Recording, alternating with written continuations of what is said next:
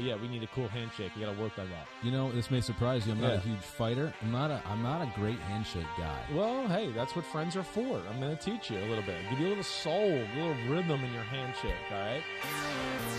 Oh, yeah, that's right. It's Chris Simms Unbuttoned, and we're trying to teach this guy to the right of me, Ahmed Fareed, from Detroit, where they should have soul, handshakes, and all that type of stuff. I'm trying to teach that to the guy. So, you know, we're getting there. It's a work in progress, but it was a good start next week. Ahmed Fareed in town, straight off the plane from Toronto, doing baseball yesterday. What's up, dude? How are you? So I'm not from Detroit, but from Michigan. Well, okay. West side of the state. It sounds better when I say Detroit. It does. Then it just means like you're down the road from B-Rabbit, and you're supposed to know that But stuff. then people assume I'm good at handshakes, I know. though. So that's the problem. If you said Grand Rapids, Michigan, be like, well, probably not. Going to be a great handshake, and their expectations are lower. Yeah, right. All right. So, I mean, you did okay. I mean, that was okay last week. We have posted the GIF of it. Yeah. Right. Pete did that. And GIF or GIF, whatever. Right. We got to just come up with a totally different word for that, I think. Just call it something else. But I put the caption, it looks like I'm meeting a human person for the first time, because it did look kind of awkward. But here's the problem for me. Yeah. You're an elite handshake guy. You're elite. I am. I'm in the top tier of quarterbacks. I'm in the top 5 of Chris Simms' top 40 countdown in the handshake department. Yes. You know, you're towards the bottom. You're working your way up. Like you're unproven commodity yet. You could save an awkward handshake right in the middle of it somehow. I don't know how can. you do. Yes. I definitely can, yes. Or, as I told you, or we just got to have a coaching session. Sometimes you just know saving it, and you go, okay, hold on, it's over, but let's readdress what just happened right there and go back to the drawing board and fix that, so the next time we see each other, we're cooler. Yeah. All right, so that's where we go with that. All right, this Chris Simms Unbuttoned. Hey, you know, we got a little Ask Me Anything today. Yep. We got favorite alternate helmets. All right. Also, what I want to give a little love to here before we start our homage to the YouTube page. Yeah. Bill Russell. Yeah. Him passing away yesterday. That was a big deal. I mean, even for a guy like me that was born after the time of Bill Russell's career, know how important he was. So I hate to see that. R.I.P. to him. Like, I was trying to think, like, and maybe you can, I know that I'm throwing this on you, like, off out of nowhere. Mm-hmm. Who's the Bill Russell of the NFL? Who's the guy that's like, you know, the old wise man that grew the game and has been around hovering, kind of making sure the game goes in the right direction, adding some great knowledge of social and relevant issues. And, like, who is that? That's a tough one. I think that kind of shows you how special Bill Russell is, because I don't know if, like, Jim Brown is who I think of. He's definitely one of the guys I think of. I think Jim Brown, in my opinion, is the first marquee African-American football player in the NFL. Yeah. And then he did tackle some of these issues and has been a guy that's kind of been like the wise man to add some thought into the – but that was like the only one that kind of came to my mind. It's hard. Right? I don't know that we're going to get many that's what I more mean. people like this. Right. And I don't think it's because we don't have people like this anymore, but it's such a different environment where it's like everyone loves to take shots at people, you know, especially people who put their neck out there and try to do something bigger than just the sport or bigger than their little area. And but he was just so well respected. Like, you're not going to find many people that say many bad things about Bill Russell, even people who maybe disagreed with him politically or what he was fighting for or some of his stances on things. He's just, you said he's a good man, right? He's trying to do what he thinks is best. So yeah, and that news hit a lot of people hard. Yeah, definitely. I remember I was in Toronto and I was working with Cliff Floyd, former Major League Baseball player. He never even met him, and when he found out, he was like, "Oh man, really?" I know. Like, it hit him hard. So yeah, he's a legend of the sport, a legend of all sports, really. I mean, he's one of the sport icons, I think, in the history of our country, really, for all the reasons you just stated. Not only what he did on the field, but what he did off the field. Special guy. So R.I.P. to him. Condolences go out to his family, and that's that. Yep, that's that 11-time NBA champ. Right? Insane. That's crazy. Insane. Someone told me that. I was like, hey, we did a little obit on our baseball show, and like 11-time NBA champ. I was like, that's insane. Yeah, that's insane. All right, so we got the Ask Me Anything, as Chris said. Also want to remind you too that we're on a new YouTube page that's starting to get out there now. Yeah, people are starting to talk about that, starting to subscribe. Word spreading on the street. When I first checked it, it was 500 people. Right. And I was like, oh, the first 500. Is That's that pretty right? cool. Okay. Yeah, there were 500 people. I was and like, where are we at? I think we were at 2,000 the last I checked. Okay. 6.9 thousand we're up to. Okay. So if you're not subscribed, you could still be one of the first 10,000. Yeah. And I think that's kind of cool. Right. And if you're one of the first 10,000, you will always know that you were one of the first 10,000. I was going to say, are you implying that there's some reward that goes here? I was waiting. A personal reward. You're just one of the first 10,000, and that's Yeah. all you get. You can say that. Thank you very much. No doubt about it. YouTube.com/NFL on NBC. It's all the NFL content that we do here at NBC. Mike Florio is going to be on there. You're on there. Stuff from Football Night in America is going to be on there. Yeah. Fantasy football is on there. You're going to be on there. I'm going to be on there. Yeah. We're all on How there. long do you think it'll be? And what does the number have to get to until we have to stop doing this promo at the start of every That's pod? a great what do you question. think it is? 50,000, 100,000 before they stop asking us to do it? I think that regardless, they will say after another what? What do you think, Pete? 2 weeks? 2 weeks we'll stop? He thinks we got to go until. So regardless of time, it's going to until 50,000 maybe. Right. All right. So that's incentive. That's incentive there. If you want to hear us stop talking about it, subscribe and tell your friends to subscribe and get up to 50,000. I also had a big weekend from this standpoint. I figured I'd share this with you because I shared it with the PFT crew today. Okay. Yesterday was a sad day for me, right? So today's the start of a new month, August 1st. I'm trying to go no weed this month. I'm taking a month off from weed. Wow. So yesterday was my last day smoking. Here I go. Okay. Into this new month of soberness. Okay. So I've got a lot of questions about this. Yeah, cool. So your last day. Yeah. Did you go like as much as you've done? I greened out, as my daughter told me. I told them like on Saturday. Yeah. I was like, yeah, this will be my last day or two of smoking, and I'm gonna take the month off. And my little girl, who's 16 now, she looks at me and she goes, "You better green out then, Dad." And I was like, "What?" And she's like, "Green out." And I was like, "What do you mean? Like just smoke all the green I can smoke?" And she's like, "Yup, you just got to get sick of it." Yeah. So I tried that yesterday. I did do that. And you did? I did. And are you sick of it? I'm not really, not as to the extent I wanted to be, but I did do it. Last time that you've gone a full month without it's been a while since I did a full month. I've done like some week, 2 weeks. You've talked about that before. Right. You take a little break, a pause. I've done that, but a month I don't think has been done in a while, and I'm not sure if I can even call it. Maybe ever? No, it's been done before for sure. But I want to say it might be 6-7 years since I've taken the full month. Well, back when you were playing, they tested for it, right? They tested for it. I was full transparency. I think I've told you this before. I was in the drug program 6 out of the 8 years I was in the NFL career. Okay. In my NFL career, because I was always like, "Oh, it's the first week back. They won't get us the first week." So I'd be a little daredevilish, and then of course, like first week we're back in OTAs. I'm like, "Oh my gosh, are you kidding me?" So I had a few of those, and then once you're in it for 2 years. So I had that. I had like the opposite of that too, where it was like we got done end of June. You have the little break before training camp, and I was like, "Oh, it's July 3rd. They won't get me the first few days back at training camp on July 25th."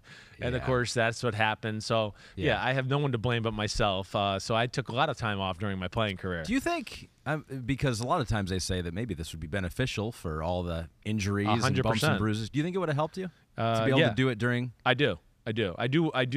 There's like two parts of it. There's one part of me that's like, well, no one can ever use that as an excuse of why it didn't work, right? Yeah. Like, oh, you smoked too much. No, actually, I didn't. Yeah. I couldn't do it for 6 out of the 8 years. But no, I do. I think that, it could have took some stress off me. Probably took a little of pain and some of the issues I was having, certainly with my spleen and all that. I think the biggest thing is the stress thing. That's why I think players look at it. That's why a lot of people look to drinking or whatever. You just, hey, end of the day, end of the week, whatever. Oh, it's been a lot. Let me take a smoke, relax, let my mind just go wherever. And, you can make the body feel good, certainly. And I do think that that's where it would have helped me a little bit. It, as I've always told you, helps me to reevaluate myself, maybe reevaluate things that bothered me during the day. Why did that bother me? Kind of deeply think into that. That's where I find weed very helpful in my personal life. So what are we going to notice over this next month? I don't know. I mean, you probably won't see the bad stuff. I'll probably be edgy and not that nice the first few days stays at home. We'll see how that goes, but only my wife will have to deal with that. Yeah. We'll see very little difference here at work on Chris Simms Unbuttoned. Exactly. Which we always like to have questions from the homies. And so we've lined up these questions. You have things that you want to know. There are things that have happened in the NFL. There is, yeah. They have come together. So we're going to hit a lot of the big news around the NFL with questions that you have about those certain topics. And so let's start with the big news that came out earlier today. Deshaun Watson's 6-game suspension has been handed down by the judge, and now the NFL can perhaps appeal. Maybe they have by the time you're listening to this podcast. So this is not done yet, but we're getting there. We're getting closer to being done. Maddie Bostic says, do you think the potential 6-game suspension for Deshaun Watson will reflect negatively on the NFL's image for being too soft? Yes, I do. I mean, I just think it's a hot-button topic. We know it's a hot-button topic, not in the NFL and just, current relevant news, but as you know, it's a hot-button topic, just this issue to begin with in our country the last few years. It is. So that's where, I think with the optics, it's a very tough one. Again, as we know, there's been no charges. He's didn't get indicted, so there's going to be that side who is on Deshaun Watson's side of it and go, look, none of that happened. He should just be able to be free. And then there's going to be the other side of it that's going to go, wait, but there's 30 that the Texans settled with. Deshaun's settled with 23 out of the 24 as of right now with one left. We know there's other women out there that, at least were somewhat involved to a degree. So I think between that and then as we talked about in the spring with Trevor Bauer getting a 2-year suspension for Major League Baseball, that's where I think it's going to look soft. I do. And I think that, you're going to have people who, are paying attention to this, common fan or just the casual fan that's, hey, who knows Deshaun Watson and knows what a big subject this is. I think they're going to reflect on this very negatively. I didn't think in the spring I thought it was going to be a year. And as I said on Pro Football Talk today, to me the change, and I said this last week too, the change happened when I can't remember who it was, but somebody wrote the article about some of the owners who have had bad conduct, Irsay, Kraft, missing somebody else, Dan Snyder, right.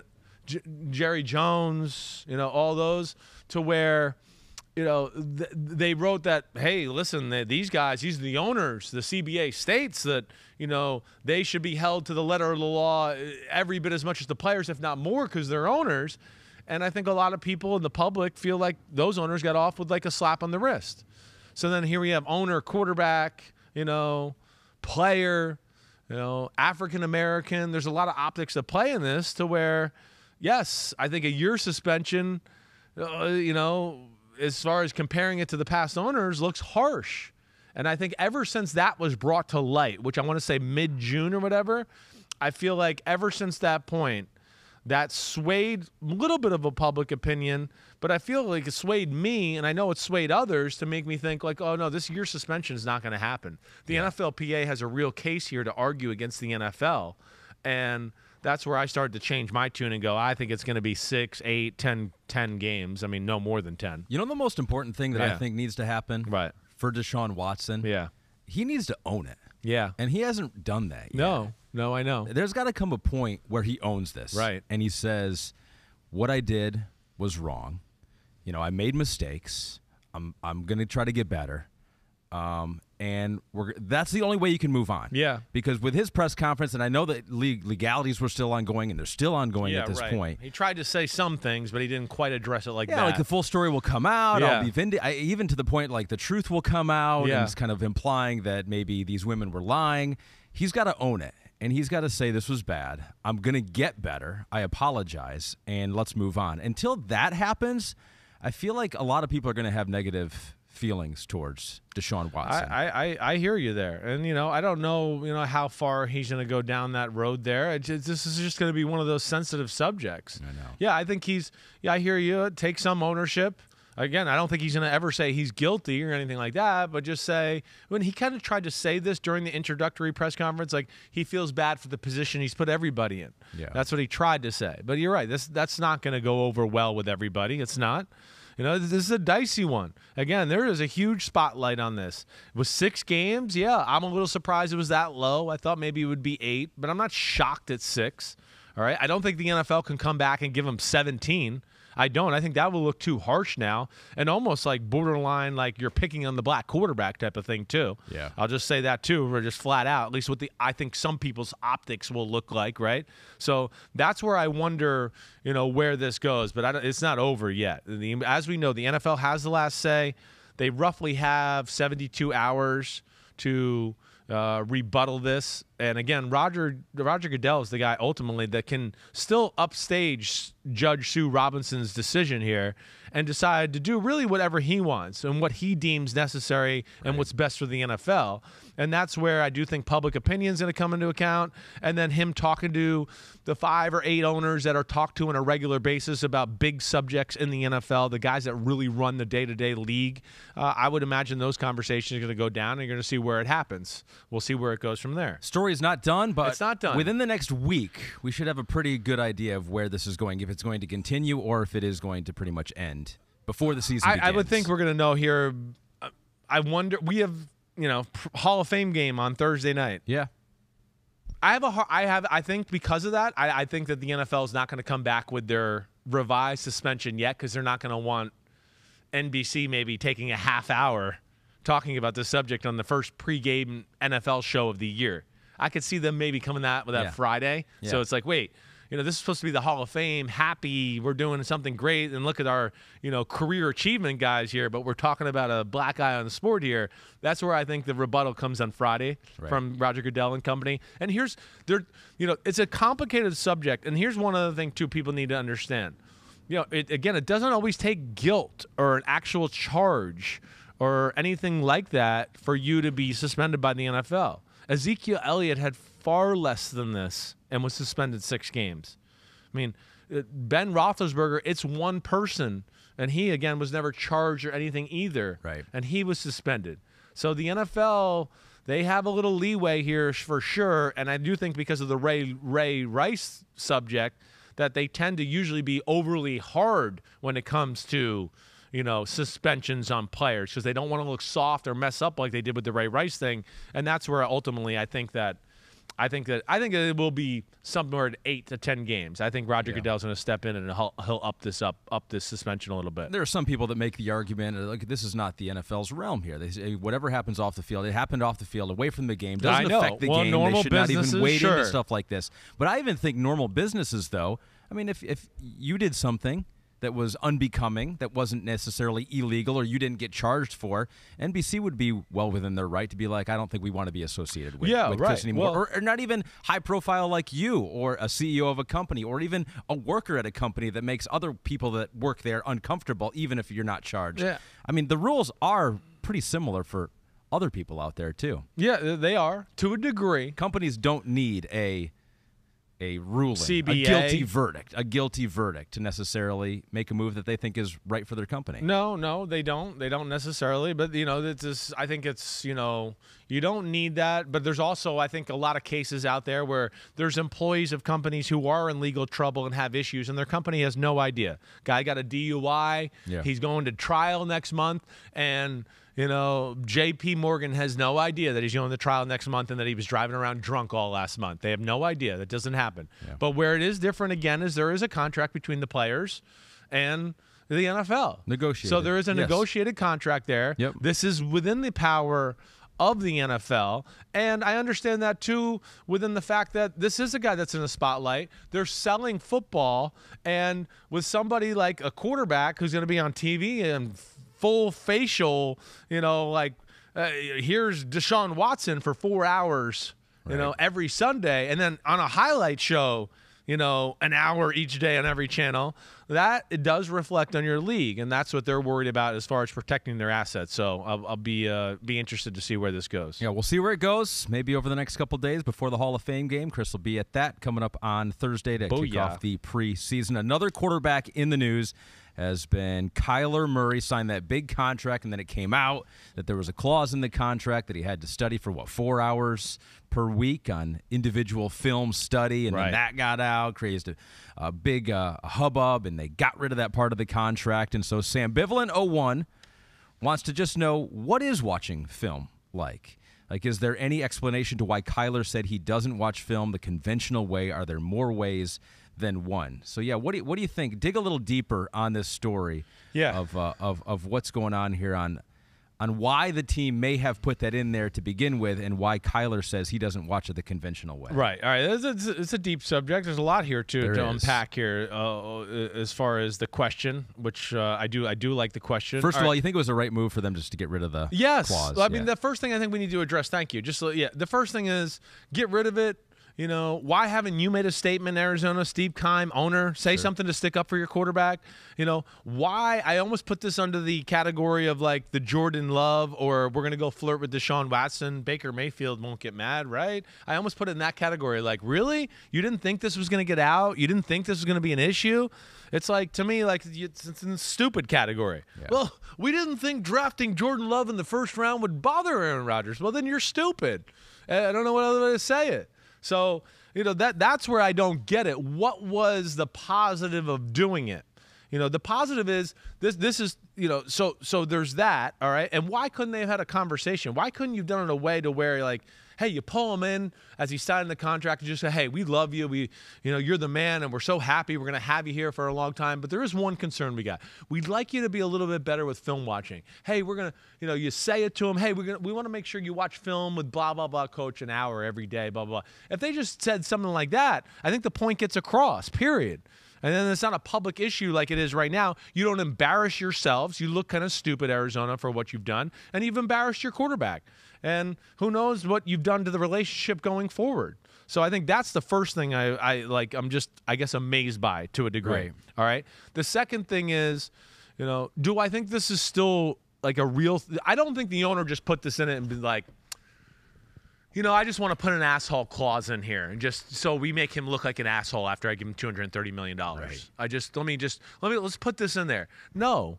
And then the fact that, again, that Eric Burkhart, you know, he represents Kyler Murray and Cliff Kingsbury, and the fact that it is in the contract, again, just makes me believe, and again, I don't know this, that this is real. It's a real subject. And if you talk to enough people around the league, you're led to believe that this is something that Arizona does really believe Kyler could get better at, okay? Yeah. All right, so that's the first thing. Yep. All right? We'll get into more of it here. Now, and because of that, I also want to say, like, it doesn't mean he's lazy. It just might mean he puts his eggs in other baskets. Like, you know, okay, maybe he's more into working out and being in the gym and being on the field and doing footwork drills and throwing the ball 150 times a day on his own. Where other quarterbacks might not be doing that stuff, but they might be in the film room a little bit more. And there are other quarterbacks out there I'd go, you need to get on the field and do some of the work maybe Kyler Murray's doing. Right. Because you need help there. We know you know what the blitz is. You can't do some of the things you need to do on the field. So again, I don't like how it's being portrayed as maybe a bad work ethic thing. That to me is unfair to Kyler Murray. It can be a misallocation of your resources attention. Or what you're doing, or I'm young and I just didn't realize I had to put this in there quite yet, right? All right, so now, the watching film. What is watching film like, right? Watching film, first off, it has nothing to do with your offense. Nothing. Again, I heard some people last week like, does he not know his playbook? No, if he didn't know his playbook, they wouldn't have gave him $230 million. Yeah. If it was that bad, it'd be a really issue. Watching film is just about trying to, okay, have an idea of your game plan, your pass protections and things like that, and then, oh, wait, this is what the defense does. Okay, how am I going to adjust to that if we have this play called? And if we have this play called, what am I going to do? And coach is giving me some checks and all that. So you're going through those mental gymnastics there to train yourself. And then also, while doing that, you're trying to get clues to give you a little advantage. Oh, you know, and I think I might have said this to you last week. Oh, here I am underneath the center. Blue 45. I'm looking around. Oh, okay, it looks like cover 4. Oh, wait. The nickel back, his right foot's up and his left leg's back. Oh, man, I saw on film. That means he's blitzing all week. It means it's a blitz on film. You know, when he doesn't blitz, his legs are totally, you know, equal on both sides, and he's in a balanced stance. Okay, so that's why you watch film. You get little clues like that. So now where you don't have to go set hut and go, oh shit, he's coming. He is blitzing. I gotta just make something happen and go. You do it to go, oh wait, I see it. All right, hey, check, hot route, whatever. Let's get the protection over here. And it gives you just that split-second advantage, again, to get your team and your offense in the right position or whatever else that way. That's what film study does. And maybe Kyler's argument would be, why has that got to be my job? Why can't one of the million coaches we got now tip me off to that? I'm out here trying to get faster, run fast, know. No. Create rapport with teammates. I think some of that's probably going on too, and to a degree. And you're right. I mean, the coach does. They should help you that. But at the same time, it's on the player too to continue to study those things and find them and be really comfortable to where, you don't have to be like, oh, wait, oh, gosh, he does have his leg. Like, it's seamless. You want it to be seamless that way. And I think, that's where, again, I don't think it's I don't doubt the guy's work ethic for sure. I think it's the allocation of what you're talking about and having to put more into it that way. Then you add on the fact, again, of natural human nature. Right? All right. I use this example in pro football talk today. First off, he's a really gifted athlete. There's not a lot of players that are gifted as Kyler Murray athletically. Right. That's a short list of quarterbacks that can do the things he can do. Right? Typically, those type of great, natural, physical, freaky type of guys, yet they're usually not on, the film study and this and that and this and that. Like we talked about a little last week, Kyler Murray never lost a game in high school. He lost, 1 or 2 in college. He's the first pick of the draft. He comes in and has instant success in the NFL. So he, to this point, is probably like, well, what's wrong with me? Everything I'm doing is good, and we're in the playoffs last year, and everything's going in the right direction. So but he's been able to get away with it because of great physical ability, which are freakish quarterback type of things, and it's like we can go back through the test of time with these great physical quarterbacks to where it's, to me, not a black or white issue. It's a physical freak issue. Brett Favre, do you know how many people were with Brett Favre in Green Bay and go, well, we always wondered how good he would be if he really immersed himself and just studied and really was into the film watching and everything like you said. But he was a little bit like, hey, just be quiet. Let me go out and throw lasers and don't confuse me. Right. Big Ben Roethlisberger, same way. Josh Allen, he's fighting through that stuff. I've been just doing my physical ability because I get it done always. Yeah. And he's getting better in that department. So, it's a physical freak thing. Lamar Jackson, Mahomes, same type of thing. We talked about Mahomes last year.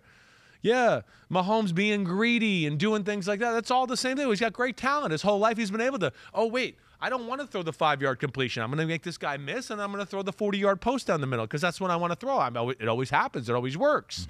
And, I think that's what happens here a little bit with a guy like Kyler Murray. And, it's just a little unfortunate they put him in this situation. Yeah. And it's going to be the conversation around him all year long. And I hope I explained that the right way. And I bet it's not so cut and dry, right? People have this idea of like, all right, if you watch 4 hours of film, you're going to get something out of it that you're going to be able to use in the game and it's going to work. That might not be the case. You might watch 4 hours of film and not really pick up anything and you go to the game and they're not running the coverages that you looked at on film, or they're disguising it differently, or one thing you thought you knew from the way the guy stood actually turns out that was just that one game. There's no doubt. And so there was no point to that. There's no doubt. 4 hours. And maybe next week there's no point to the 4 hours. But that third week, you did pick up something that helped you for 1 or 2 plays. There's always a point to it. But to your point, you're right. It doesn't always cover your ass completely in a game. I mean, it doesn't. It just doesn't. I mean, certainly. I had a game against Arizona Cardinals one year, my second year in the NFL. We thought we had the Cardinals blitz package picked up because of a few things we saw on film. When they do this, they're bringing this. Well, we got out there, and it was like opposites day. Yeah. The thing we thought, this linebacker's on the line of scrimmage, they're going to be bringing this blitz. Oh, wait, he's on the line of scrimmage, and they brought a totally different blitz. I watched all this film all week, and none of it helped me. Oh, shit, John Gruden, what do we do now? Your game plan was all on that. So to your point, yes, but at the same point, there's always something you can learn from it. You always, at least in the very least, even if you don't get a clue or something like that really helps you out, there's a comfort level as well of like, wait, I've seen this. I've seen these guys do this. I know what they do off of this. I know how this guy's fast. He right, can really exactly cover that right. area. So it gives you a comfort zone as you watch it too. I think that's the biggest thing. But yeah, this is going to be a hot button topic, certainly. And you see, it spilled over into Mahomes this weekend. Warren Moon making comment, all that. You know, I know Mahomes made the comment about like, he thought it was weird that he, Lamar, and Kyler Murray have to deal with this. And again, that's where I go into, you know, it's nobody questioning the color of the skin because you play quarterback. It's a style of play that's being questioned. And it's a little bit of that backyard football play that, yes, I think we had some unnamed defensive coordinators last week make some comments about Lamar's inability to throw, and Lamar and Mahomes, if the first read isn't there, then he just wants to play backyard football. Okay, well, yeah, because they've been able to do that and be successful for the majority of their career.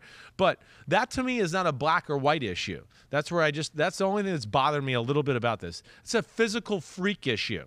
It's a physical freak. You can ask Mike Shanahan. He could tell you in the middle of the 80s, Elway didn't always do things by the book because he just would have said, I'm fast and I'll throw a laser 70 yards across the field. Your play or your check. Right. It's part of being a physical freak at times of what happens. It's like a gift and a curse. So Brett Favre, whatever. Yes. Big Ben we talked about. Yes. But when it really matches up and becomes scary is when you have the guy that puts it all together, which we've seen Mahomes do. Yep. You know, puts the checks together and can do the background play. Aaron Rodgers, same type of thing. Whoa, he can do backyard football, but he's all over the mental stuff too. And that's when defensive coordinators get really scared, is when you're that. They're more scared of the guy that can, like, have an answer for every one of their defenses more than the guy that can just make backyard plays happen. Because defensive coordinators more time, they're going to go, if he keeps doing these backyard plays, he'll make a mistake. He'll throw a dumb interception. He'll try to fit a ball in there like Mahomes did on a deep cross in the AFC Championship game. They would rather play that guy than the guy that's going to go, oh, man, he sees my blitz and got in the right check. Oh, he got the right protection. That's you know, not exactly the guy they want to see all the time. Yeah, last thing I'll say is if they could have designed it differently, because obviously the team saw value in him looking at film, but if they could have designed the contract differently, you really don't care if Kyler Murray watches film. What you want is the results that come when you watch film. Exactly. So it's almost like if they could have designed it in a way, it's like if you don't check out of these plays when this happens, you know, that's how you'd really want to write the contract. You want the results. You want fewer interceptions. You want more touchdowns. You don't care. If you can get there without watching film, you'll take that. But I don't know that there's a way to do that. But they've erased it, and it's gone. Yep, it's gone. And Thank God. He's hoping no one will ever talk about this ever again. At least they didn't double down. That's a good thing. I would like to see them come out and speak on his behalf a little bit, just to stick up for him a little bit there. That would be nice too. And last thing I'll say, because I just, you know, hey, you know, again, it's the gift and the curse. It's just like anything. When you're really talented at one thing, you know, sometimes you start not to practice that as much because it's just naturally and you're good at it, like, period.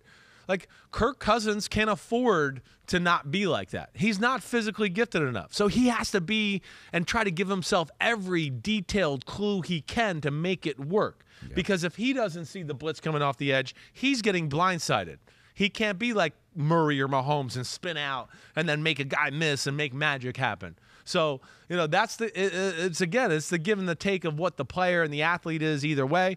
I don't doubt that Kyler Murray is smart. I know he works hard, and I think this is just he's gonna be pissed off now, and I think it's just gonna make him a better player when all's said and done. But yeah, that's part of being the freaky quarterback in the NFL. Maybe that was the genius of the Cardinals. Maybe it's going to make him mad, make him play even better and have his best year yet in the NFL for a while there. It looked like, though, Kyler Murray and the Cardinals were going to maybe part ways. We thought the same thing about Deebo Samuel and the 49ers, but they had kind of made up. He was showing up at training camp. He was there. And then we got the news yesterday that they have agreed, Deebo and the 49ers, 3-year extension, $73.5 million, 58 of it guaranteed. So they are together for a while now. So just first of all, what do you think? What do you think of the deal? When you heard the news, were you surprised, or did you think this is where it was headed? I was not surprised that the deal got done. I think, you know, again, put this into the category of, like, I know my friend Kyle Shanahan, and I have confidence in my friend Kyle Shanahan, and the fact that what I think I've been saying from really the get-go, that he was they were just going to let things calm down a little bit. You know, like you've heard me say about Sean McVay, Shanahan is a master communicator with players. He really is. You know, so his ability to do that, soothe things over, slowly peck away at whatever the issues were there, they broke that down. And that, to me, is a credit to Lynch and Shanahan and their ability to do that. They understand how important he is as a player. So I have never doubted that we were going to be at this moment. You know, I think when you couple that to Shanahan's offense, how important he is to that offense. You know, Trey Lance, how important he'll be to Trey Lance's development and take some pressure off of him in week 1. That's why I never doubted it. And I know Shanahan loves Deebo Samuel too. So I think because of all those reasons, I'm not surprised to see this deal get done. What is it, around $24 million a year, about in that range? $24 million a year. It's $58 million guaranteed. So it's you know, he's going to get like $29 million in the first 2 years each on each, basically. So similar to what some of these other big name wide receivers have gotten, right? So you think, obviously, because you had him as your number 2 wide receiver right now in the NFL, you think that was a fair deal? Fair deal for the 49ers?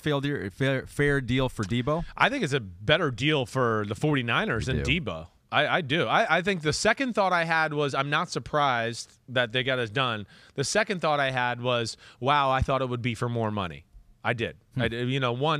Like we just talked about, for my money, he is the second best receiver in football, arguably the number 1 weapon in the game, really. And then again, as we just discussed with Shanahan, the Trey Lance thing, all that, you know, how important he is to the Shanahan offense with all the different things he can do. And then, and then I think added to that, I thought there would be a little bit of extra icing on the cake because, hey, I do play running back and I'm taking car crash hits for your team. And that might not let me see, another year or 2 in the league later down, the end of my career. That's going to take away from that. See, that to me is where he has more value than DK or A.J. Brown because they asked him to do that. I thought that's why he would get a little bit more money than he did. So I guess that was my second, surprise moment of that whole thing. Lord Louie is not so happy with your rankings, though. I love your takes, Chris. He likes your takes overall, so that's good to know. Thank you. But Deebo, the second best wide receiver in the league? Question mark, question mark, question mark. Sorry, no way. He doesn't have the elite route running to even be top 5. I don't know. I don't know how much Lord Louie has watched film, okay? And I appreciate you liking my takes, but I don't. Again, Lord, the route running thing is that's great. I mean, that's great, but okay, Devontae Adams can run a great slant. So can Deebo Samuel. And then, when Deebo gets it, I'd rather him have the ball than Devontae Adams. So I don't know. Again, I don't. He played for an offense that threw the ball shorter than any offense in football, yet he kills these people in yards per catch, average yards per reception.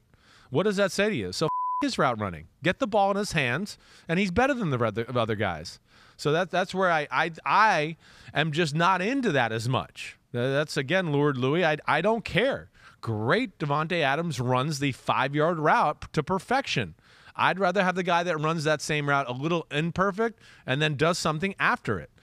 So that, to me, route running is way too. If we went just the route, why? I mean, just route running. If we were just going to blame, then Wes Welker and Edelman are the greatest receivers ever. I should have ranked them higher back then. What was I thinking?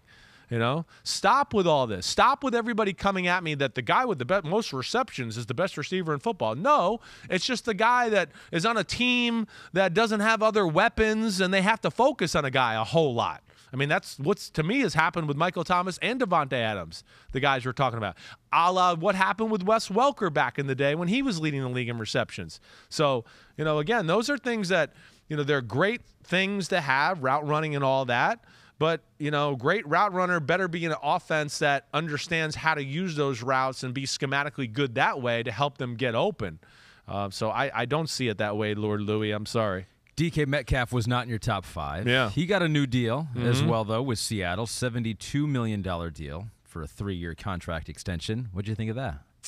I'm not so. Another one I would say I'm not surprised. Another one I think we hit on last week, or maybe it was with Florio. I can't remember sometimes who the hell I said it to. But, of course that was going to get done. And of course it was. What else? I mean, he's he was the guy that we all thought might get traded during, the offseason because they were going to rebuild and restart the franchise. They kept him. That was their chance.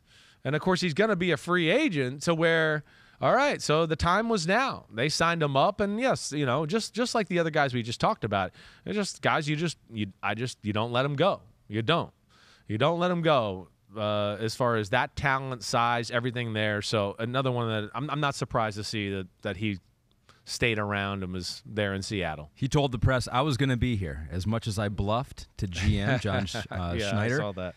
He said with a chuckle, I wasn't leaving. Just to let you all know, I wanted to be here. They didn't need to pay him that much. He wasn't leaving, no matter what they paid him. No. Oh, man. Well, they blew it. He got his payday. Yeah, it sounds like he tried to tell Seattle, I'm out of here after this year's over if you don't pay me right now. Yeah. Which, of course, is a great thing to use as leverage. But, yeah, I mean, you really look at it, him, Deebo Samuel, A.J. Brown, they basically got the same contract. Devontae Adams got a splash more, and then you have Tyreek Hill, who's at the $30 million a year range. But it's really not that. Like Tyreek Hill, if you take away that last year of his contract, I think he's more towards the DK Metcalf, A.J. Brown contract. The last year of his contract is $45 million for that year. Yeah. There's no way he'll ever see that. It distorts the average value. Yep. All right, let's hit every team in the NFC West. Let's Why not, do it. Right? Rams wide receivers. Ooh. There's some news there. Uh-huh. Van Jefferson missed practice this weekend, meeting with a specialist today to assess his knee, had surgery this offseason after dealing with knee issues last season, so that is a concern. But got a question here from Goal Line Stand 2. Said, hey, Chris and Ahmed, do you see Allen Robinson having a bounce-back season in L.A.? He did not come up during the receiver episode after a season of injuries and bad quarterback play. They've done very well with wide receiver pro scouting. Got Odell, Cooks, Woods there as well, that it would be wise to trust them. So Allen Robinson bounce-back season. What do you think? Yeah, no question. I expect, huge year for Allen Robinson. I really do. McVay gushes about him, right? Yeah. Well, he can do it all. He can. Is another got good size, great jump ball catcher, pretty damn good route runner. Can scare you deep. So that's what's cool about them is when they're going like Cooper Kupp, Van Jefferson, Allen Robinson, they can all kind of be interchangeable. That's where they're really good, except that, Allen Robinson has the type of talent that Cooper Kupp does. It's up there. So we'll see. I know. I'm interested to see with him being healthy, being an offense that can really use him. I would not be surprised to see him have a big year for sure. He's had some good years. Definitely. Too. I mean, for some bad quarterbacks. The quarterbacks have not been great. I think we have a Jaguars a with Blake Bortles. All the different, Blake Bortles, 7 seasons in the NFL for Allen Robinson. He's got 22 touchdowns from Blake, 12 from Trubisky, 3 from Nick Foles, 2 from Chase Daniel, and 1 from Andy Dalton. Yeah, that's. It has not been the best quarterbacks for sure, nor the best offenses to go along with that. Yes. So that's the thing. And, again, it'd be interesting to see where this goes. Van Jefferson, he hurt his knee. Yep. He's seeing a specialist today. Yep. So here we are already now going, oh, shit, they're a little light at receiver. It's Robinson and Cooper Kupp and Swarnick. Right? And then that's where I do think, the OBJ conversation comes in here. I do. And then, McVay, I saw yesterday, right? I think he was on the NFL channel or whatever, saying something to Odell. Odell retweeted the video and said something like, that's my guy or that's my buddy. So, I think I would be shocked if Odell Beckham Jr. is not there. Yeah. One, they need the depth at the position a little bit, and I think there's a love affair. They like OBJ. OBJ likes L.A., wants to be there. I think that happens, and, man, if they can get him healthy with Robinson and Cooper Kupp, watch out. Could repeat as Super Bowl champions, a team that has been in the mix for many, many years, the Pittsburgh Steelers, and they got a visit by one Peter King on his training camp tour. Big quarterback battle there in Pittsburgh this month. Who is going to take over for Ben Roethlisberger as the Steelers starting quarterback Peter King on the annual training camp tour caught up with the man who he thinks is in the lead, and that is Mitchell Trubisky.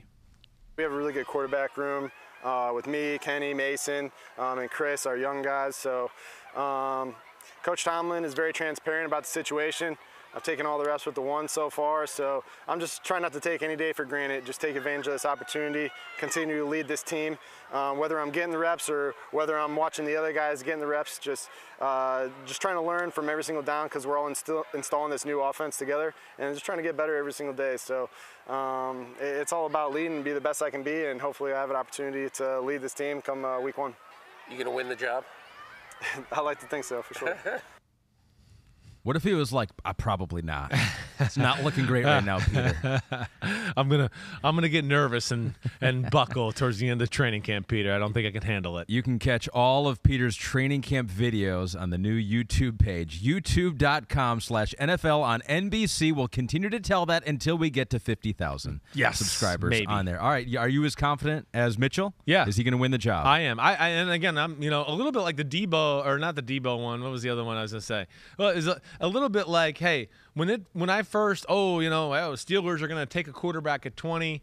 Hey, I think even around those pods, I was like, well, that guy will be the starting quarterback. Yeah. But then after the draft happened and, I kind of sat there and I had to do my quarterback rankings. That's when I started to sit there and really think about it a little bit more. And I started to go, damn, Kenny Pickett ain't going to beat Mitch Trubisky out. He's not. I would be shocked if that happens. Trubisky is much more talented than people realize. He is a very gifted runner. He's got the strong arm. Hey, accuracy, I know. We'd like a little bit more there. But, man, not too many people were accurate in the Matt Nagy Chicago Bears offense. So I think there's a little bit of that too. And I just think, with the state of the Steelers, where they're at, right, I think, again, I don't think this is a team that's in a total, rebuild. Their defense, I think, is going to be good. We know the offensive line's question. But, man, when you think, Ahmed, about Najee Harris, Claypool, Deontay Johnson, Freiermuth at tight end, that's like a pretty damn good group right there. To where you go, man, if we have a quarterback that can make a few plays and our defense plays the way we expect it to here in Pittsburgh, we can be a pain in the ass.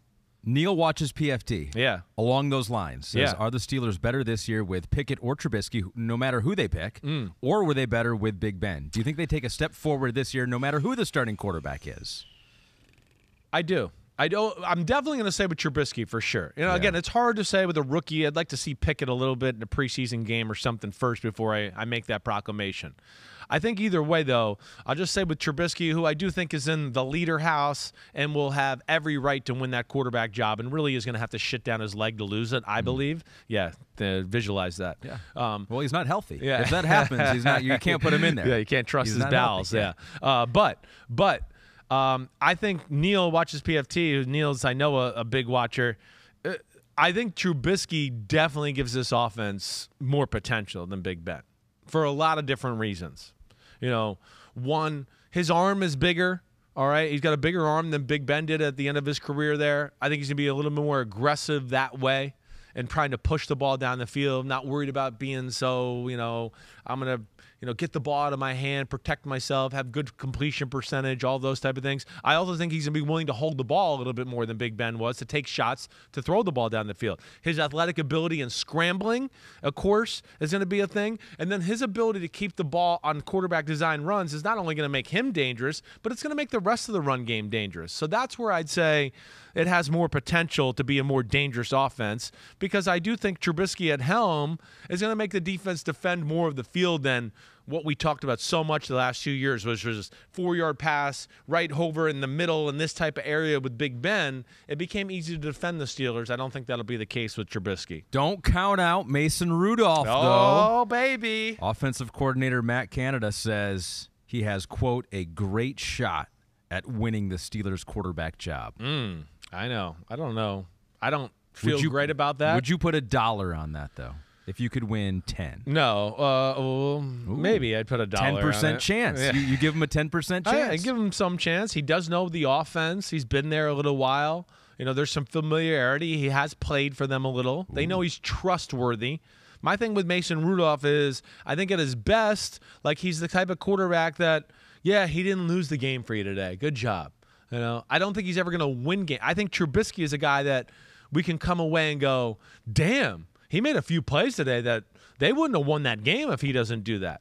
And the other thing I want to add on to why I think Trubisky's the starter clearly over Pickett, I meant to say this, I'm sorry, is just the start of their schedule. the start of their schedule, I would never throw Kenny Pickett into that start of the schedule. Bengals, Patriots, Browns, Jets, Bills, Buccaneers. The first 6 weeks, I know the Jets are the easy one there, but damn, the other 5 we just talked about, they're legit. And I don't know if you want to throw a rookie quarterback into the fire and go, hey, you're playing the AFC Super Bowl participants from last year, and then the next week we got New England and one of the best defenses in football coming to town. Like, yeah, welcome to the NFL, kid. Yeah. So that's where I don't see that happening at all. Because it would almost seem like you'd have to ride it out with Pickett. At that point, you don't want to start the rookie, bench the rookie, and then eventually you'd rather not start him again. Exactly. You don't want that to happen. Exactly right. You're exactly right. It's hard. At what you want is Trubisky plays great and we do good, and then Pickett's the starter the next year. Yeah. Or Trubisky starts to fall apart, after 5, 6, 7 games, and okay, hey, that's what it is, and now we get Pickett in there to get some experience. Yeah, and might not be better, but it's not great right now anyway. Future. Exactly right. Exactly. All right. From quarterbacks to running backs, the Chad Barrett asks you, if you were a head coach, what style of backfield would you value? A committee with a variety of skill sets, or a bell cow running back such as Christian McCaffrey or Saquon? It doesn't feel like there are a whole lot of, even those 2 names you mentioned there, still seems like those kind of guys need support nowadays. I know. Right? You're right. It's like to me, I don't know. I'm going to be careful here because I just want to make sure. I feel like there was only like 3 legit bell cows in football last year. Jonathan Taylor. Right. Derrick Henry when he was healthy. Exactly. He got hurt, but he's a bell cow. And then Najee Harris. Yeah. Like, I think those are the only guys I would look at to go, like, that's the traditional, when Chris Sims and Ahmed Fareed were growing up in the 80s and 90s, that's how running backs did it. Mm-hmm. We at first and second down, they got the ball. Third down, they might have been in, maybe off. And then the next first and second down, they got the ball again. So I'm more by committee. I am. Again, I like the bell cow type of running back, but I'd want it a committee. Like, to me, like what the Cleveland Browns have is perfect, in my opinion. Nick Chubb is bell cow type of guy, but we're not going to bell cow him into the ground, and we got Kareem Hunt and some other running backs, so we don't have to kill the guy every year and his career lasts for 4 years, right? That's what I would want in my perfect world, right? So I guess it's almost a little bit of an in-between there, but I get the point. He's the guys that, hey, we know when McCaffrey's there in Carolina, they ride him hard. Maybe not the traditional between the tackles bell cow, but they're like, here, throw the ball to him, screen to him, throw the ball. Hey, here's a run, throw the ball, screen to him. So, he's kind of the bell cow that way. The Cowboys have an interesting situation that is already coming up here in camp because Ezekiel Elliott, he's kind of was envisioned as the bell cow, and then you have the emergence of Tony Pollard, and here recently Jerry Jones said, quote, about Zeke, he has to be the focal point. There's room for Pollard while Zeke is in there. So it sounds like, they want a committee. They don't want to beat up on either one of them, but what do you think about the Cowboys? You still have a 1 and a 2, it seems like. Yeah. And I think they still want Zeke to be that one. I think we have the numbers from last year, the 2 of them. Pollard seems more explosive. He's got the higher yards per attempt at 5.5. Zeke was 4.2 last year. Zeke was the 1,000-yard rusher, but he had almost, more than 100 more rushing attempts than Pollard. I know. This is the point I was just using. Like, just with Cleveland, and see, they did that with Ezekiel Elliott. Like, we were just talking about, like with Nick Chubb, they have the perfect thing there. They didn't kill him and go, and then after 4 or 5 years, you go, oh, well, he's kind of done. Yeah. That's kind of what Dallas did with Ezekiel Elliott. That's where it's got to be like bell cow committee. It's like bell committee or something like that to add it on there. I have a hard time with that. Focal point, I don't see a focal point type of talent anymore. As you've heard me discuss, I don't sit here proud to say that. I have great respect for Zeke, and when Zeke was in his prime, and year 1, 2, and 3, man, he was so fun to watch, and he was arguably the best running back in football. There's no doubt about it. The fact that Dak Prescott won Rookie of the Year over Zeke Elliott the first year is insane. The team was all about Zeke Elliott and running the ball, but to me, this is one where it seems like the owner's doubling down on a past mistake. I know you and I have discussed this before. Yeah. I think that the contract it's a lot. they're still trying to justify it, and I just think that Tony Pollard is clearly the more talented runner, to where I think if you're starting Ezekiel Elliott and making him the bell cow, you're making it just because you're trying to make up for the fact that you've probably paid him more than you should have, and you're mad about that, so you're getting your money's worth. I don't know if that's necessarily being done for the best of the football team. As we talked about so many times during the season last year, where I came away just going, damn, why don't they give the ball to Tony Pollard more? When he gets it, special things happen. Zeke, he gets what he's supposed to, but yeah, as you've always heard me say the last 2 years, there's always a little more meat left on the bone. And that's where I just think Tony Pollard can deliver more for their offense. They want so badly for Zeke to be the focal point of that team. Just don't know if he has the ability. The focal point of the Bucs certainly is Tom Brady, until he leaves and becomes the focal point of Fox's coverage of the NFL. But that is not this year. Keeping him upright, though, is mission number one. He's got to have time. Yeah. Tom Brady's got to have time. He does. And we got that news that their center, Ryan Jensen, out until at least November, December with a knee injury. Huge blow to that offensive line. So now next man up for them is Robert Hainsey. Yeah. A third-round pick last year. Out of Notre Dame. Had just 31 snaps as a rookie. Tom Brady said about him, he worked hard last year, really gained the trust of a lot of people. He's got to go earn it. So how much of a question mark now is that offensive line? Yeah, it's, Hainsey, I got a, decent recollection of him when I used to do Notre Dame on NBC.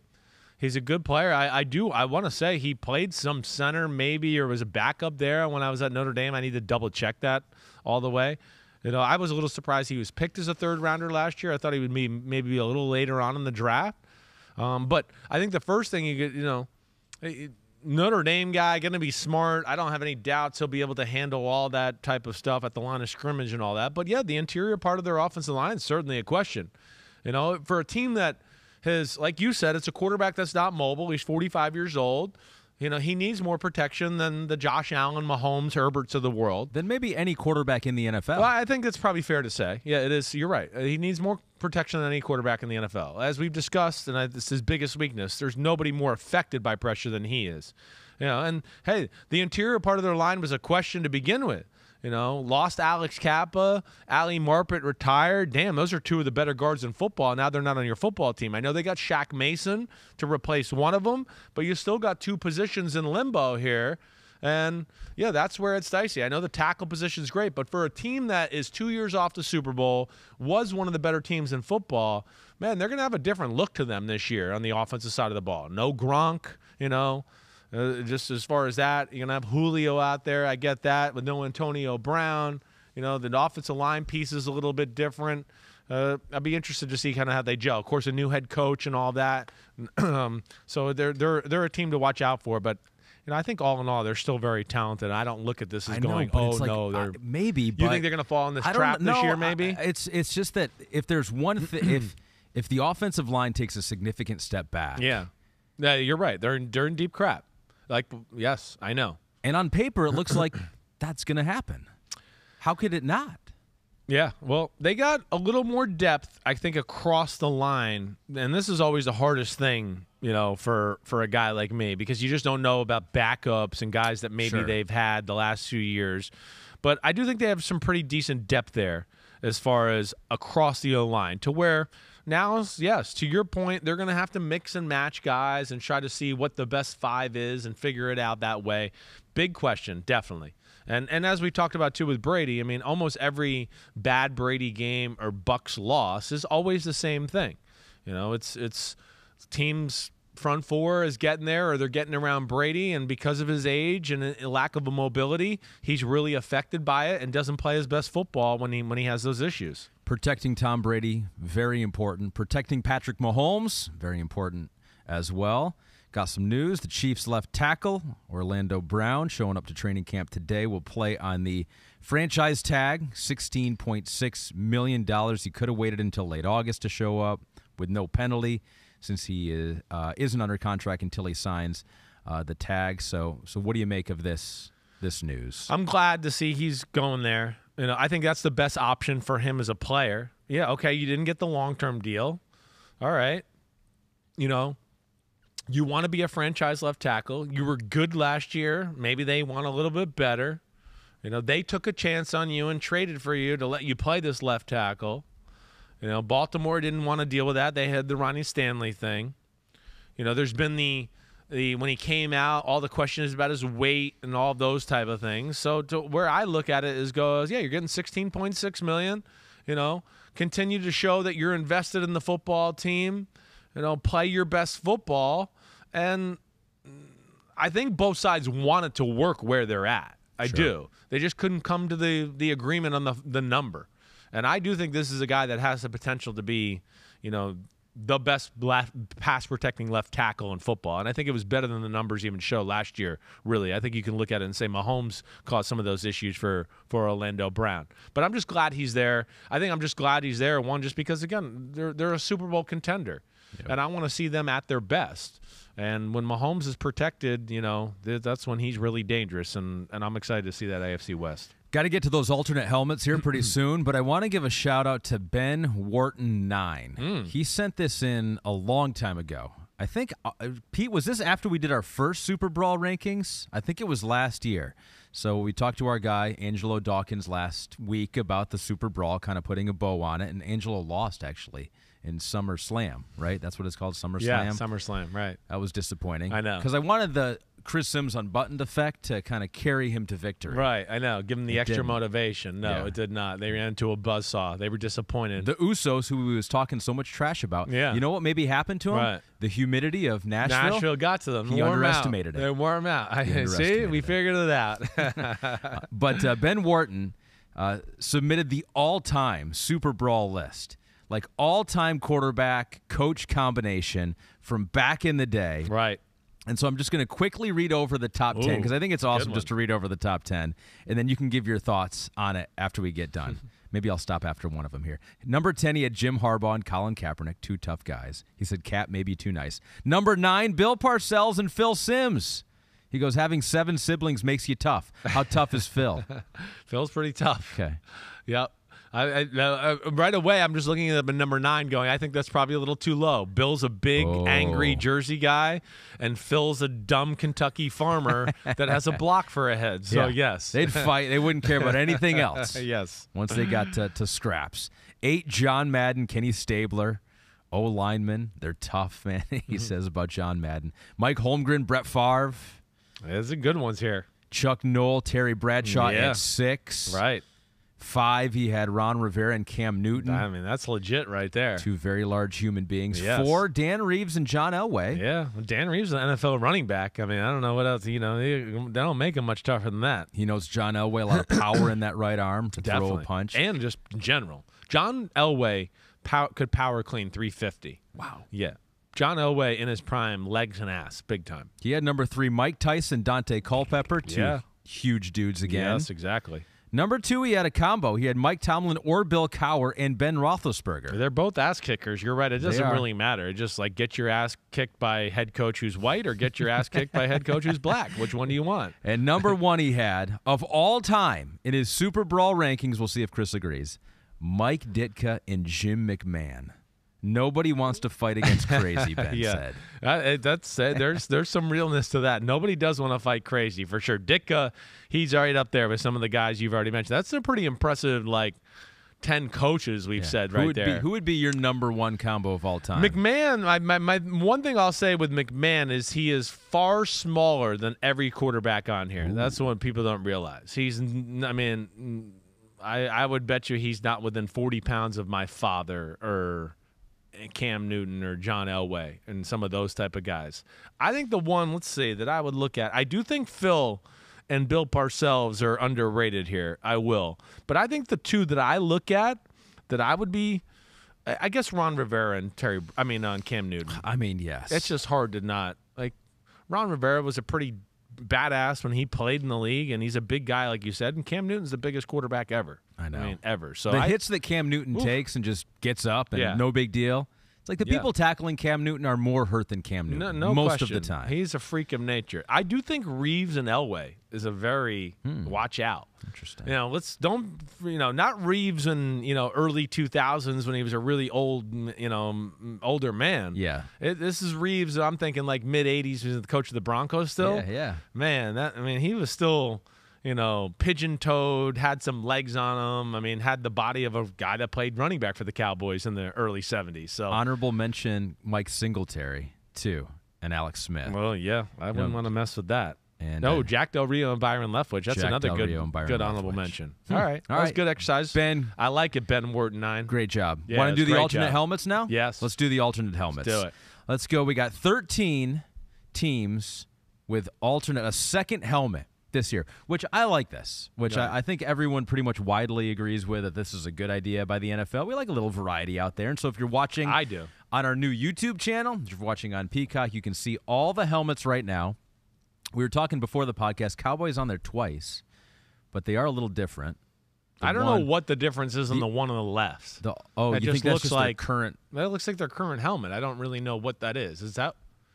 It doesn't look white to me. It looks gray, I think, but I don't know. Yeah, I think it does look pretty white. You do think it's white? I do think it's white. Okay, so those are all the helmets. So we've ranked all of our top 5 here. Have you ranked your top 5? Did you do a top 5? I did. Okay, so I will say this from the get-go. Yeah, I kind of like all of them. I do too. There's not a bad one on there. I think the only one that I'm just not sure about that I question at all, and I'm still happy they did it, is the Bears one. That's the only one I'm a little bit like, I'd like to see that one on the field. That's very orange. Yeah. So that's maybe one where I'm just like not as drop dead in love with as the others. If you give me one that I don't like, I'm not totally sold on, it's the Saints one. I don't know about the dots down the middle. They're fleur-de-lis. They're little small fleur-de-lis. Oh, is that what they are? Yes. Okay. Yes. Still I kind of like it. them, but okay, cool. Right, maybe they're on your top 5. They are. We'll see. They are they on? They are. Well, maybe the Bears are in my top 5. Take that. What's your one? Go ahead. We're going to go number 1. I guess let's go 5. You're right. We'll go 5. Countdown 5 to 1. Pete, you think? All right, 5 to 1. I'm going Cardinals. You going clean, the Cardinals? Black. Yeah, Cardinals are my number 5. It's just a clean look. I like the Cardinal. It's a little bit bigger of a logo, I think. So I like the black helmet. I hear you there, too. I do, too. I think that I'm going to go which one do I – this is where I wasn't exactly sure of my rating here. I'm going to go – You're doing this in real time. I'm doing it – well, I had them going the other way, and now I'm trying to remind myself which way. I'm going to go with the Texans as 5, though. Mm-hmm. I am. I like that red. I don't know what it is about it. It's just bright.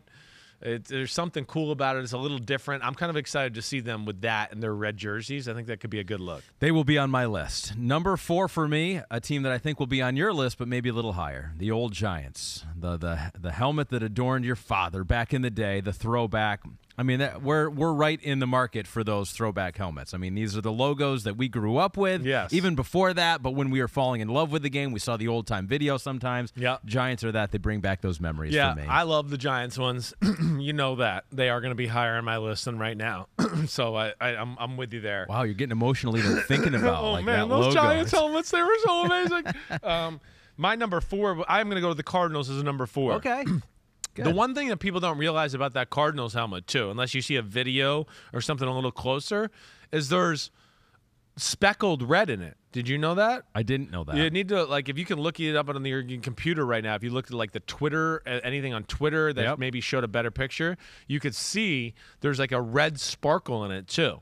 So it's really cool. I like the all black. I think it does fit their color scheme. Like, I am not one that loves let's just do anything in the color black. You better have black in your color system to go black. At least they have that, and I think it's kind of a cool look with that speckled red. You see it? Yeah, I do see that. Yeah, I do like that. I didn't see it at first glance either. I saw like a video finally, and I was like, wait, that's a little different than I thought. I'm seeing an article now that's saying it's not high in most of the alternate helmet rankings. Whoa, so we're going out on a limb a little bit right here. It's different. Putting ourselves out there. Well, I'm different than you in number 3. Yeah. Because I do have my most hated team in the NFL, the Chicago Bears. I can respect a new look. They are number 3 for me, and I've noticed in my rankings I do have a soft spot for going with the alternate color. a non-traditional color of the helmet. Right. And so if you're going to go alternate helmet, in my opinion, go big. Go big or go home, right? Don't, like you were saying about the Cowboys, you're like, I don't know how that's much different than their helmet right now. Whereas if it is a true alternate helmet, make it an alternate helmet. Yeah. And so I think the Bears have done that. Yeah, they definitely have. You're right. You're definitely, Google Earth's going to be able to see the Bears, so don't worry about that. That's for sure. It's like it's either construction going on down there, or the Bears are playing football, playing a home game. Yeah, and I mean, I'm guessing they're going to wear their orange jerseys with that too, right? Yeah, probably. Right. So I would think that's what goes. I'm with you. It's cool. I'm all for the alternate look. Yeah. It's 17 games. Yeah. Let's come Except out. That was your least favorite. There we go. But yeah, it is my least favorite out of all of them. But there could be one where maybe you just don't like that color of orange. Well, it could be, or it could be one of those too where it's one of those where you don't love it, but then you see it on the field and you go, you know what? It actually looks cooler on a football field than I thought. Yeah, and maybe it'll change then. We reserve the right to change our minds, as always, here on the pod. When new information comes to light, when you see it in a game, you can change your mind. Yeah, I can. We didn't do your number 3. No, we didn't. I'm going to go with the Saints there, though. I do. Wow, because the fleur-de-lis. There's the fleur-de-lis. I do like that. Cool look for them. I think they got a cool color scheme. Man, when they go all black with that right there, and now you see the fleur-de-lis in there? Maybe it changes your opinion just a little bit. Really? Not really. You don't like it. But to me, I guess it was like a little bit like you said. It's just different. It is different. So that's where I kind of gave it like, okay, like you're talking about with the Bears. Like, if you're going to do something different, do something different. Yep. And they did that. So I'll be excited to see that on the field. I can give it credit for that. Number 2 for me is the team that was on your list as well. The Houston Texans, that red helmet, I think that's sharp. I am partial to red, as I've been known to wear red pants in the past. And the logo, I believe, is bigger. It's a bigger logo on the helmet. It is a bigger logo? I think. I did wonder that. I wasn't feel sure like either. It looks giant bigger logo. in the red. I know. So I feel like they've expanded it. Maybe just with the red backdrop, it just looks bigger. But I just like the look. I think that is as good as that logo has looked on a helmet. And maybe it's just the red, but it's a sharp-looking helmet. It is a sharp. That, to me, that's one of those where I'd go, it might be better than your normal helmet. Like, I think so. You might need to make your normal helmet the alternate and let this be the mainstay. And I don't say that about all these. I don't feel that way about all these. But that's one where I do think there's a noticeable difference there. And they're not one of my favorite uniforms in football either. So I think it's a cool look for them. I mean, number 2, slam dunk. I mean, it's a uniform that I've been saying is great for a long time now. The Cincinnati Bengals. Yes. It's really, I don't know what it is. I love it. I think one of our things we talked about when we were crapping on the Bengals uniforms last offseason is that we'd like to see a white helmet. Someone photoshopped, I remember. I think you're right. A mock-up of what it would look like. And we were like, that is amazing. The Nikeification of their uniforms in general last year, they made them like sleeker and simpler, took some stripes away from the jersey and stuff. First off, I like the way their uniforms look. And, man, their all whites are really cool. Now you add all whites with these helmets, I'm down. I am down big time here. So I'm excited to see Jamar Chase and Joe Burrow in this little new getup right here. Which is why they are my number They're number your one? Yes. They are my number one. What a bunch of idiots we are. Here's our worst helmets from 2020. Right, this is us. We had the Bengals as the worst helmet. Yes. Man, we got crushed for that. I know. And now here we are 2 years later saying it's the best. Best alternate. Best They've alternate. listened to us. Yes. Yeah. They're my number one just because it's so unique, it so is. different. They're taking a chance, even though I think maybe they test marketed that. I think that a lot of people saw that white mock-up last year and like, I love that. And they're like, okay, we'll do that. Yeah. They're my favorite. Yeah. They're my number one. They're really cool. They really are. And they're probably the ones, I think their get up with the rest of the uniform is maybe one of the most, like, I can't wait to see uniforms in football this year. My number one, though, you know where I'm going here. Yes. I'm biased. Yes. You're I mean, of course it's the New York Football Giants. I love this helmet. It's what I grew up in. Of course, it's my father's helmet. Yes, I got replicas of it in my house and my dad's house and all of that. But yes, it is football to me. There's something about that helmet in general too. I like the darker shade of blue as compared to the lighter blue they've had with the NY. You see Big Phil there. those are, to me, those are classic uniforms. Those are the New York Football Giants. Those are the uniforms they won their first 2 Super Bowls in. So I'm happy to see those back. See Danny Dimes sporting it this year. They are back. Wow, our list was pretty similar. I know. I had the Bears. You didn't. And you had you had the Saints, and I didn't. I had the Saints. That was it. Those are all the other opposites, right? And for me, the Saints was my least favorite, and for you, the Bears was your least favorite. So that's crazy. Right. That's crazy. weird how that worked out. Very crazy. The Eagles, like the all black there. Well, okay. I'm more excited for Eagles Kelly Green in 2023. Yes. That's what I do like the Panthers helmet too. I agree. It didn't make the list, but I do like it. That's a sharp look. Those 2 colors together, the black and the teal or whatever that blue is. Exactly right. That's another one, actually, I'd say just like the Texans, I'd go, that should be your real helmet. Yeah. And the other one should be your alternate because the silver doesn't do a lot for me. And the Patriots, what's that guy's name? The Patriot? Pat the Patriot? Pat the Patriot. Yeah. So he's back. Pat's that's not back. the throwback. That's just the alternate. Why is he? No, that's the throwback. It is? Yeah, it's their throwback this year, yes. Oh, so that is the throw. Okay. It's like the Atlanta Falcons, the Giants. Got it. Those are throwback ones. Got it. Okay. The Cowboys Thanksgiving white helmet. Those are throwbacks. The other ones were alternates. And what was the deal with the Bucks? The Bucks are wearing, I thought they were going to wear their as in maybe it's 2023 as well. Some of these teams, I guess, were not ready to quite unveil it this year, so they're waiting till the 2023 Wasn't season. there like supply chain issues for some team? They couldn't get them done on time or whatever. Right. Who knows? I'm dealing with that with my Tesla. Make us wait. Oh, really? Oh, it's a year and a half late. Ugh.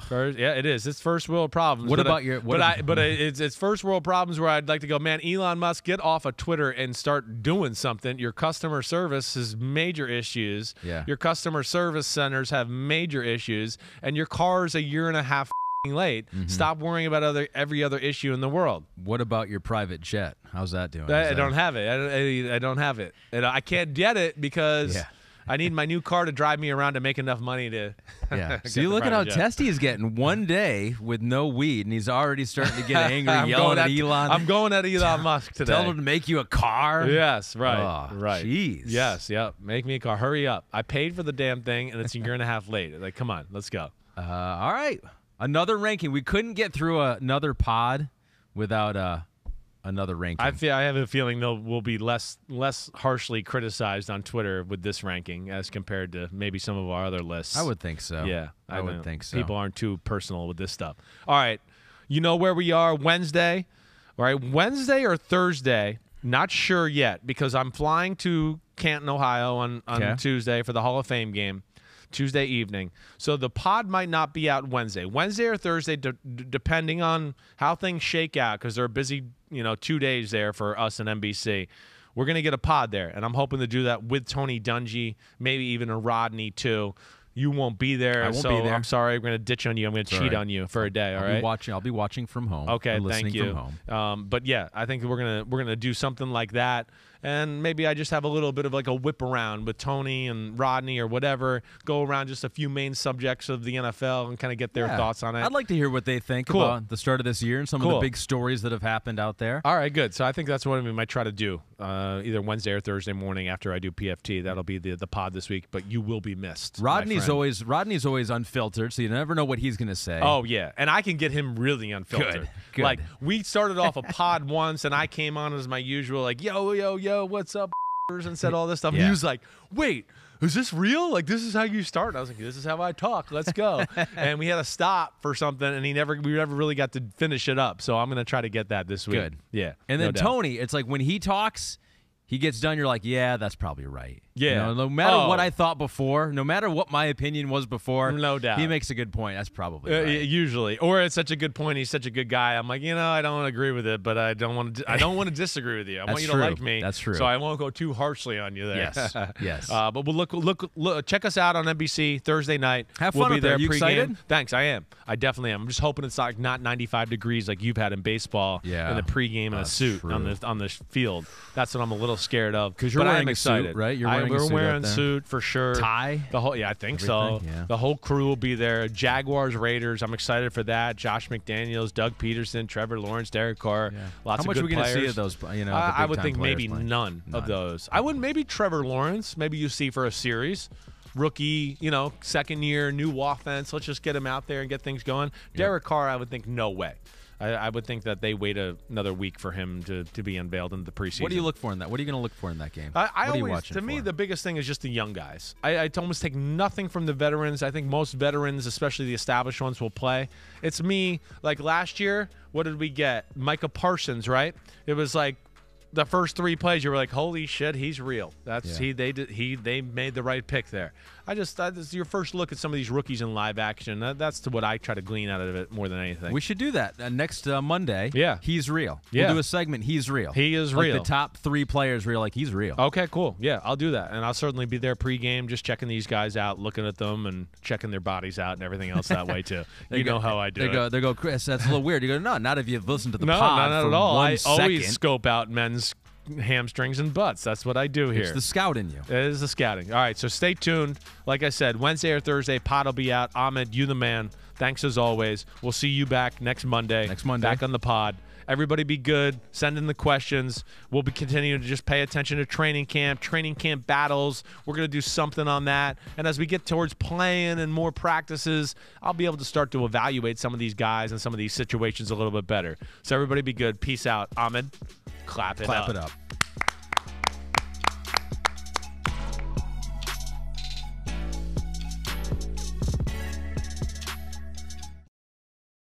Yo, what's up? Come on, man. Subscribe on YouTube to Chris Simms Unbuttoned Podcast. I need you. Please hit the subscribe button, please. Hi, I'm Mike Tirico, and thanks for watching. Make sure to hit subscribe for the latest news and highlights from NBC Sports.